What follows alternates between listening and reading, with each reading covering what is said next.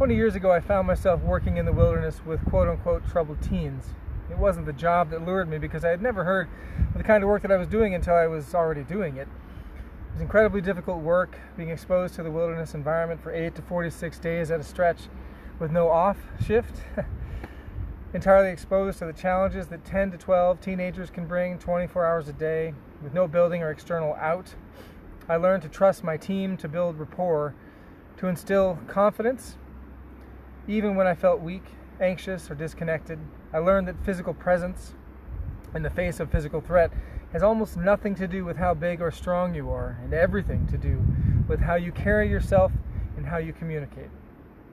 I learned that these quote-unquote troubled teens, so many of them weren't really the family member that needed the intervention, but that my work with them could also be powerful, transformative.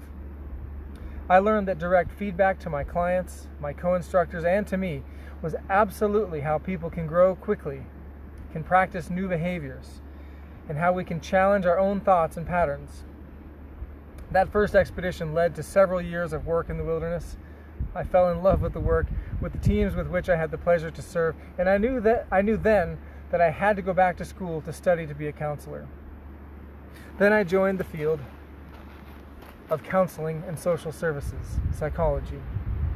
My experiences as a wilderness therapy instructor, working for weeks on end in incredibly challenging situations, drawing strength from my co-workers, and relying on my program managers in the front country support roles, well, that was about as far from one thing could be from another. What I found in the field of traditional community-based practices were things that I won't speak about in this message, but let me say that the difference was night and day. It was paycheck over passion, control over collaboration, and hubris over humility.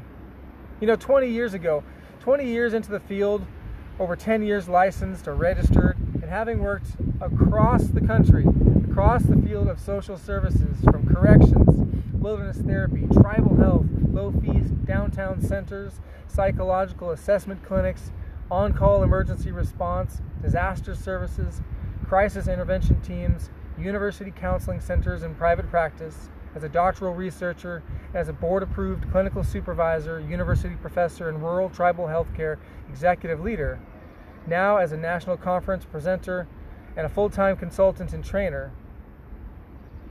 What I know now, do what it takes to get through, because you will come up against gatekeepers, and often there is no way around them.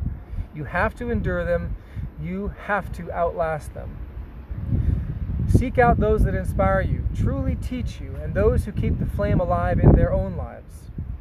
Remember why you started this in the first place. Never lose that passion. Kindle the flame inside yourself. Find your niche. Yes, you've got to take this or that class, complete X amount of cookie-cutter continuing ed courses, and if you work for an agency or accept insurance in your practice, then you've got an ever-increasing amount of documentation and corporate policies. But that's the price you pay to practice your calling. If it's not working for you and you wonder why you go to that job every day, then don't. Put in your notice, get out of there. Go where you need to go. Don't wait for others. In most cases, they won't be there for you. You're the one who wants to change, who wants to make change in your life. So you're the one who needs to drive it. It's yours to do, your race to run. And as great as it would be to see a finish line filled with fans, friends, and a ticker tape finish, it'll likely just be you, all alone at the finish. And if it means enough to you to run this course, then that's enough for you. There are some epically great supervisors and professors out there. And a lot more that are fiercely protecting their turf. So don't ask permission from your supervisors. They aren't there to give permission. Not for your growth, whether you're at a university or at your community mental health agency. They're there to enforce standards, not possibilities. Never confuse limitations with potential. Don't expect your peers and fellows to understand where you're going. It's probably not where they're going. Yes, reach out and seek counsel from those who inspire you, but don't expect someone to understand your path. We each have a hard enough time understanding our own lives, much less to understand the motivations of another person.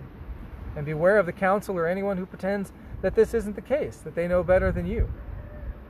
Don't expect support. Don't expect praise. Expect that you will raise eyebrows. It's a big world out there, so if you're not where you want to be, then it's time to make a plan to implement change. Get out. Go. If you aren't willing to stand up when your time comes, to step into the fray, or to make the move when your opening arrives, then how will you counsel others to do the same? We aren't here to be comfortable. Our lives are short. We're all going to die, and none of us knows when that day will come. So each day is a new chance to stand up and be counted.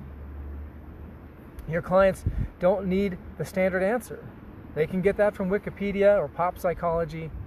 They want to see you as the rogue psychotherapist who holds them accountable, who inspires them, who brings tears into session, brings fire and compassion in your very soul. They want the best of you. The world needs you to be the scientist, healer, cheerleader, advocate, renegade, sounding board, comforter, rally leader, contrarian, peacemaker, and communicator that you always wanted to be. You don't need permission. Just get started. Make a plan.